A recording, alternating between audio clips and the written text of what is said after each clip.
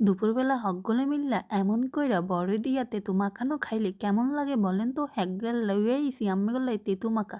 প্রথমে লইয়া লইলাম এরম একটা ফ্রিজের মধ্যে একটুনি পানি হানি লইয়া লইছি আমরে ইয়ার পরে দিয়া দিবেন এরকম তেঁতুল। তেঁতুলটারে দিয়া সুন্দর করে হাত দিয়া চটকিয়া চটকিয়া সুন্দর করে লইয়া লইবেন।